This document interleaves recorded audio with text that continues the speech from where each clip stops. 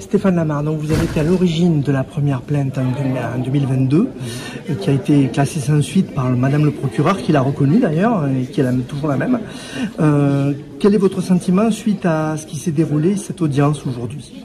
Mon sentiment dans ce dossier, dans ce procès, c'est la satisfaction d'un aboutissement d'un procès. Enfin, le procès, parce que c'est un refuge qu'on pourrait l'appeler le refuge de l'horreur, puisque tous ces animaux qui ont vécu ou qui ont même essayé de survivre à ce qu'ils vivaient au quotidien dans ce refuge au Mont-Roire, c'est des atrocités, c'est des mauvaises conditions de détention, c'est des mauvais traitements infligés sur tous les animaux, quelle que soit l'espèce. Tout le monde était maltraité, tout le monde était délaissé au profit, pour moi, je pense, c'est ce qui revient fréquemment dans ce procès, c'est l'argent.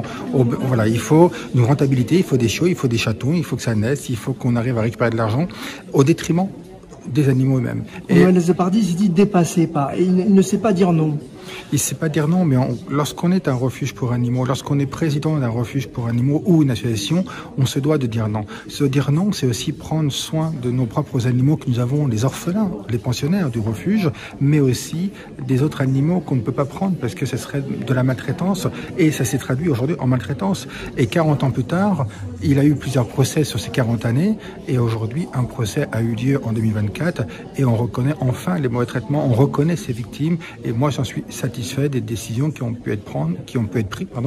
Je suis satisfait des décisions qui ont été prises et j'espère que le 17 juin, on aura un délibéré favorable avec une interdiction définitive de détenir des animaux et de travailler avec des animaux. C'est nous ce qu'on demande, c'est que ce refuge ferme définitivement et qu'il arrête de maltraiter les animaux. Vous pensez que c'est possible? Comment vous sentez les choses? Bon, c'est difficile de prévoir un résultat d'audience.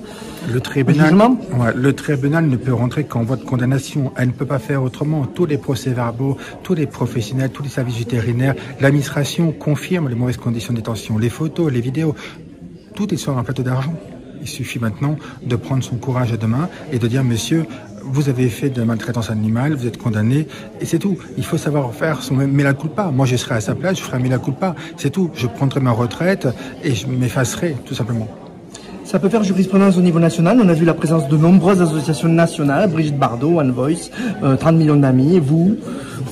En fait, il y a une jurisprudence. Il faut savoir qu'en France, on a un arsenal juridique important, extrêmement important en matière de protection animale et qu'on n'a pas forcément besoin de rajouter des nouvelles lois. Il suffit que les magistrats appliquent les lois existantes, comme c'est le cas aujourd'hui, pour une sanction comme il se doit à l'échelle de ce qui a été fait dans ce refuge.